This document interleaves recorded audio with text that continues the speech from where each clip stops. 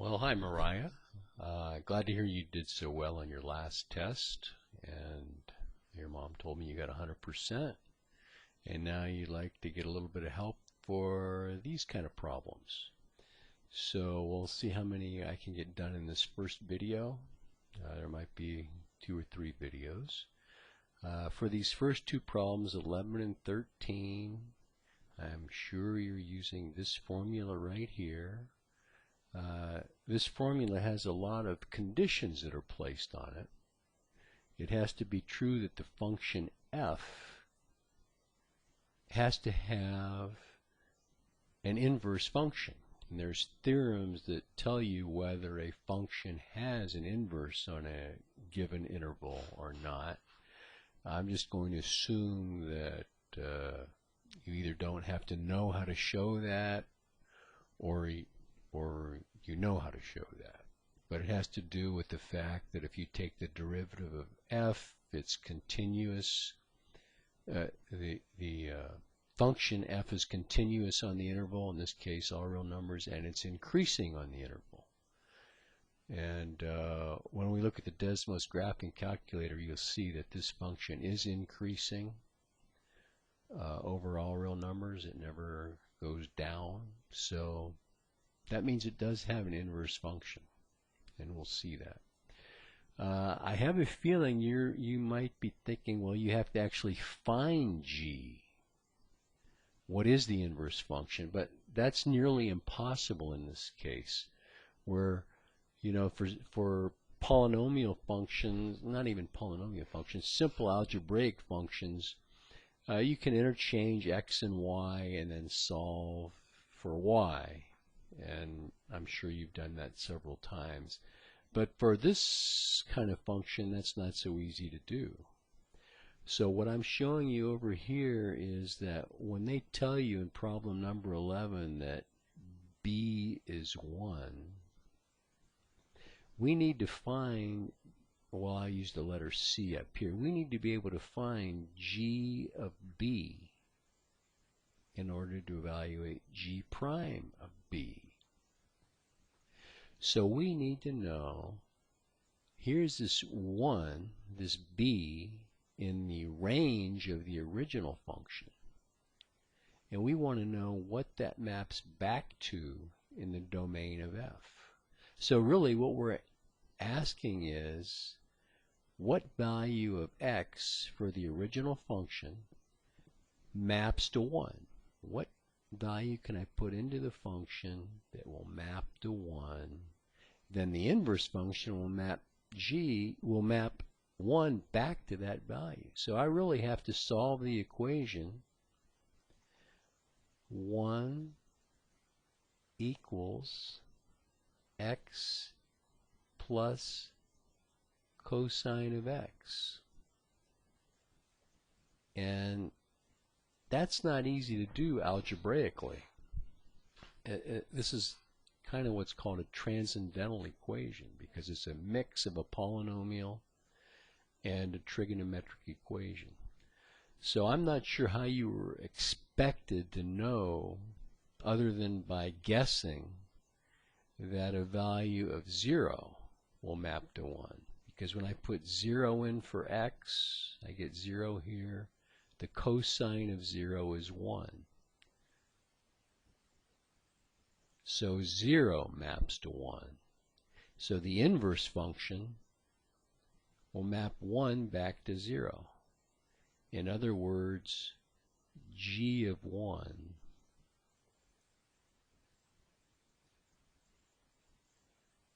equals 0. Now let's just go to the Desmos graphing calculator to see if we can make that a little clearer. Here I've graphed y equals x plus the cosine of x, and here is when x is 0, y is 1. And that's the only value that's going to map, x value that's going to map to a value of 1. This function is increasing over the set of all real numbers. Just goes from down here up to infinity.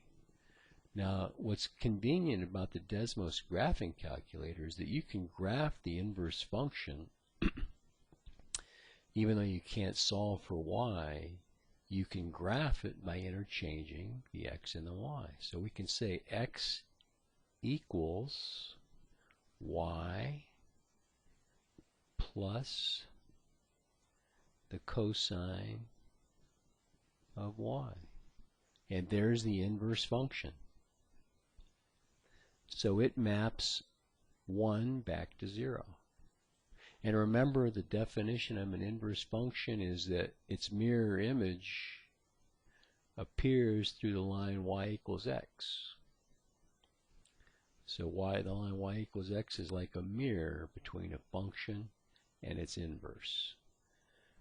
But going back to here, the point is that we need to know the value of g of 1 equals 0 in order to find g prime of 1. We also need to know what f prime is.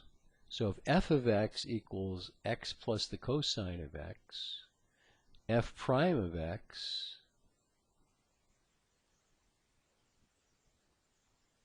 equals the derivative of x is 1, the derivative of cosine is negative sine.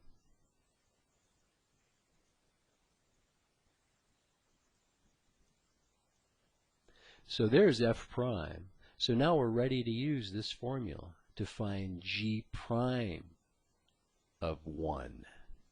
By the way, here's this thing right here.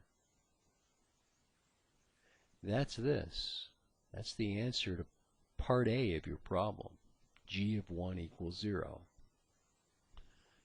Only determinable by inspection or by using a graphing calculator. But now we're ready to say g prime of 1, what is that?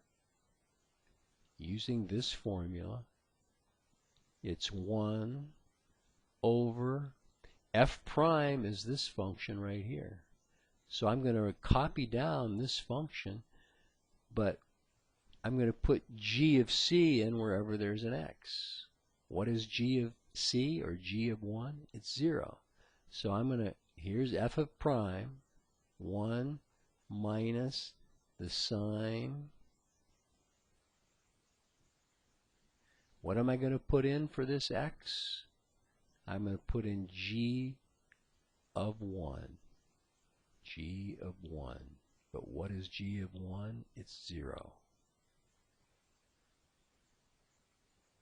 So now all that remains is to evaluate that.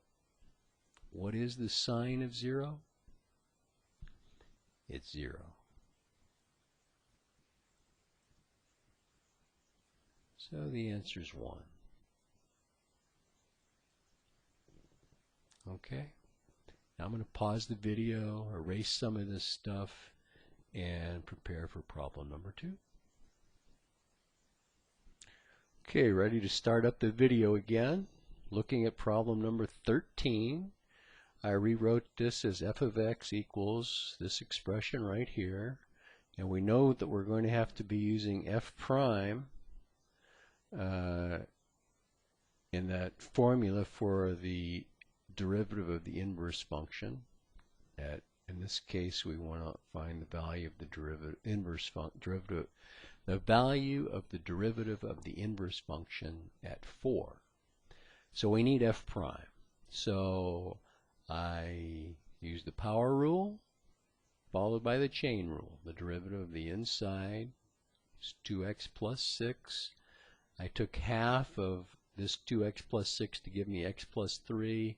And since this is a negative 1/2 exponent, I was able to move the radical expression to the denominator.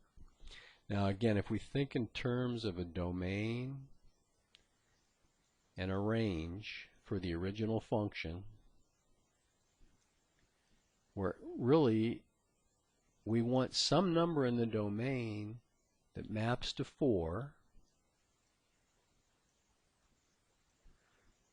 through the f function, And then the inverse function maps back to that value.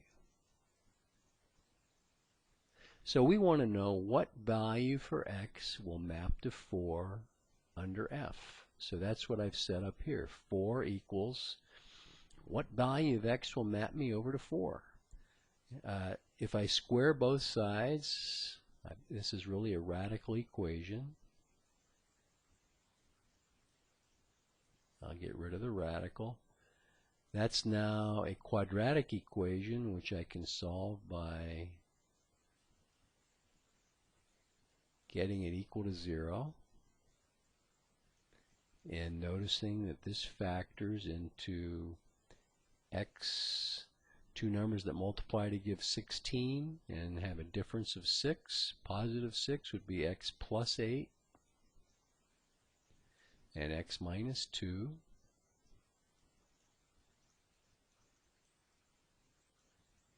So x must be negative 8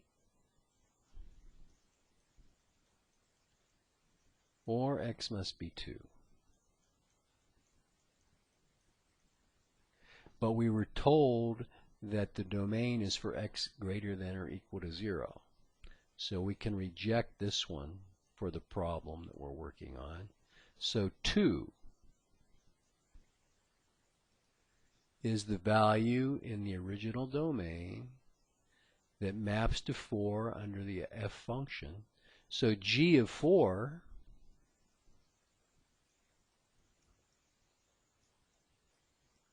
must equal 2. And that is the answer to part A of this problem. Now we want to find g prime of 4 using that formula. Now before we do that, let's just take a look at the this function. This was y equals the square root of, let's put this in parentheses, x was x squared, what was it? X squared plus 6x. X squared plus 6x. Okay? So you can see for numbers between negative 6 and 0, there is no domain, because those numbers will give us a negative number under the radical sign. Now if you want to graph the inverse function, just to see what it looks like, we just interchange the x and the y. Y squared plus 6y.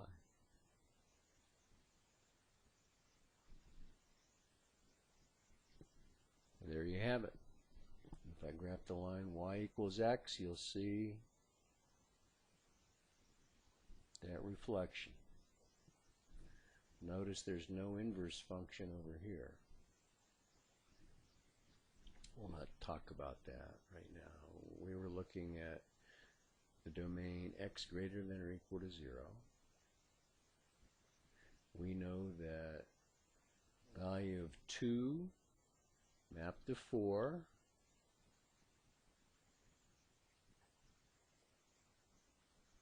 it's not staying put, so I'll just say x equals 2 here so I can that to stick. And for the inverse function, 4 maps to 2. So this is the g function, the inverse function, and 4 maps to 2. Okay, so back to here, using the formula 1 over f prime of g of 4, of g of 4, yes. But what is f prime? It's this mess up here. So What is g of 4? It's 2. So I'm going to put 2 into this f prime function.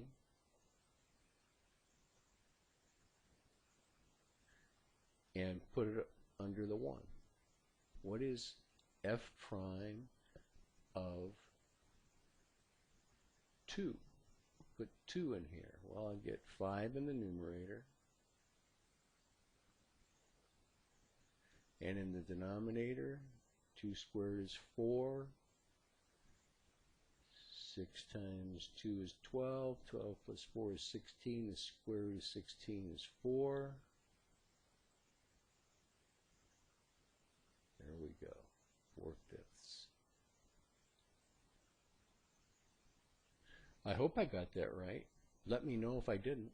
I think that's the answer. I'll pause the video again and we'll get ready for 25, what is it, 25, 23, 35, and then 4 and 13. Okay, we're ready to come on to problems 23, 25, 35. We're using these formulas right here. Let me get rid of this guy. So you have to kind of, I assume, have these memorized, and there's also formulas for the derivative of the inverse tangent, inverse cotangent, inverse cosecant. But these, I just put these 3 on here because that's what we're using here.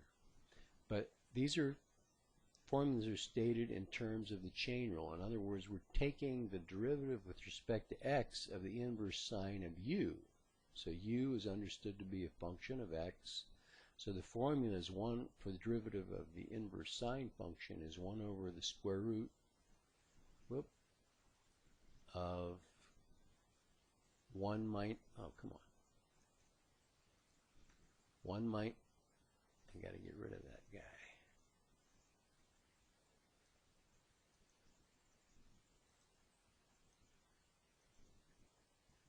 There we go.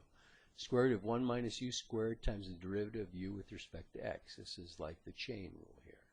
And so the only difference between inverse sine and inverse cosine is this minus sign. And didn't write very neatly here, did I? Inverse secant is 1 over u times the square root of u squared minus 1 times the derivative of u with respect to x. So let's see what happens in number 25. I am going to find y prime. Directions are find the derivative. So this is the inverse cosine function. So I'm going to use this formula right here. This x squared corresponds to the u, so I'm taking the derivative. I have to use the chain rule, but I'm going to use this formula. So think of this as the u. So the formula for the inverse cosine is 1 over the opposite of 1 over the square root of 1 minus u squared. But u squared is really x squared. So it's really 1 over square root of 1 minus x to the 4th times the derivative of u with respect to x, but there's u, so the derivative of x squared is 2x. So your final answer is the opposite of 2x over the square root of 1 minus x to the 4th. For 23, similar. We're using this formula. So y prime equals 7x is the u, so it's this 1 over the square root of 1 minus u squared, but u is 7x, so it's 49x squared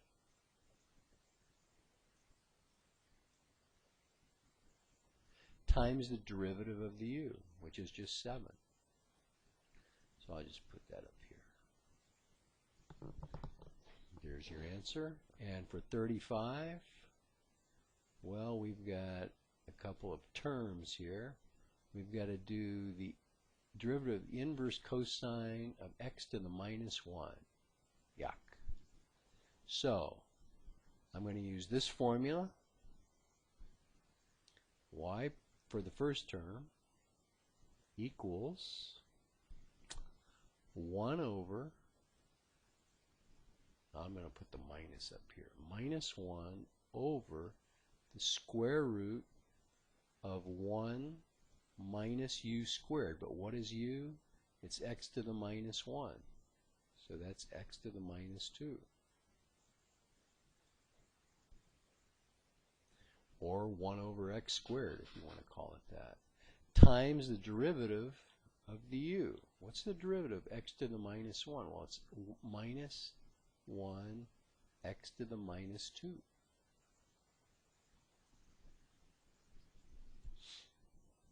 So if I put that out here, times minus 1 x to the minus 2, we'll rewrite that in a second. And now let's move on to this, minus the derivative of inverse secant. In this case, x is really, this is just a plain old x, so I don't have to worry about the chain rule. So I'll get 1 over x times the square root of x squared minus 1. And I could say the derivative of x is 1, but there you go. But should we simplify this? Maybe. Let's see what we can do here. Minus 1 times minus 1 is 1. I can write that then as, I can put the x to the minus 2 in the denominator. I can write this as a square root of 1 minus 1 over x squared. I still got minus 1 over x times the square root of x squared minus 1. I might be tempted to combine these into one fraction for this first term. So let me just eliminate, this part right here. Give me a little bit more room. So we're coming back up. So I'm going to move, picture this whole thing moved up here. 1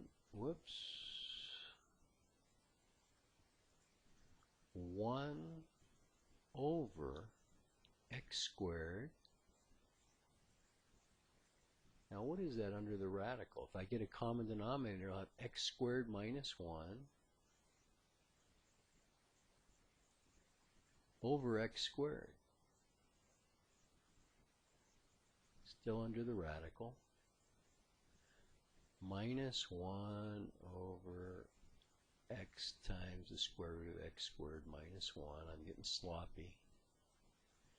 It's called the carrot cake phenomenon. I'll tell you about that someday maybe. But I can take the square root of x squared and bring an x out here. So I get 1 over x times the square root of x squared minus 1. Minus 1 over x times the square root of x squared minus 1.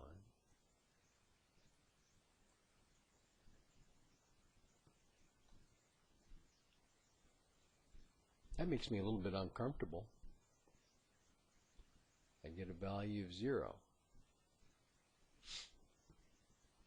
We might want to double check that one. But let me see. Cosine, it's possible. Double check that, see if you got an answer key. I might have made a mistake there, but it feels like it's right. Okay, we got 2 more on this first page. Okay, let's look at this problem number 4. You have to know a formula here. You know, if you have a rectangular solid that kind of looks like this,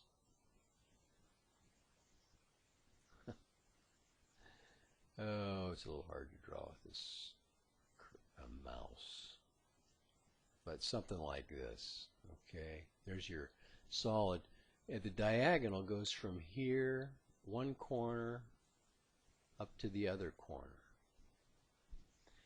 And essentially what you have is a right triangle where this is one of the legs, the diagonal of the base, and one of the edges. And if we call these like X, well, I'll call this side Z, X, and Y, you can prove that the length of the diagonal from one corner up to the other corner is the square root of x squared plus y squared plus z squared. It's just using repeated invocations of the Pythagorean theorem. Like x squared plus y squared, the square root of that equals the base diagonal. And then d equals z squared plus that squared. Then you get this, okay? So for a cube, everything is the same. We've got S, S, and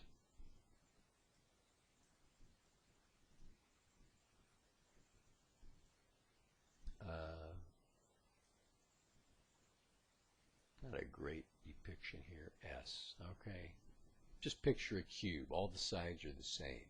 So this is S, S, S. So the diagonal is the square root of 3 S squareds. S squared plus S squared plus S squared, or S radical 3. Okay, so that's a relationship between the side and the diagonal. If you know what the side is, 3, the diagonal will be 3 radical 3. The side is 10, the diagonal will be 10 radical 3. So what they're telling, so this is a relationship. It's like a function. The edges are increasing at a rate of 2 centimeters per second. What that is telling you is that ds, the rate of change of the side with respect to time, is 2 centimeters per second. So we got this cube sitting out there, and the sides are increasing at this rate of 2 centimeters every second, like the blob. And they're asking the question, how fast is the diagonal changing? Well, what we have to do is take the derivative of this function. This is what's called a related rate problem. I wish I wouldn't have used the letter D here for diagonal, but okay. Let's write it this way. So the derivative with respect of D with respect to time is equal to, well, what's the derivative of this thing? This is like, if it was 7s, it would just be 7. So it's like a radical 3, the number in front of the s, times the derivative of s with respect to t. Point is, we take the derivative of every variable with respect to time. And then we substitute what we know. The derivative of s with respect to t is 2 centimeters per second. So we plug that into here because this is what we want to know, the derivative of d with respect to t. That's supposed to be a t. Derivative of d with respect, I wish I'd used a different letter, but I didn't. So it's radical 3 times 2 centimeters per second. So the diagonal is changing at 2 radical 3 centimeters per second. Okay. Now this this problem number 13 is quite a bit more complicated. Let me erase this stuff and we'll finish up.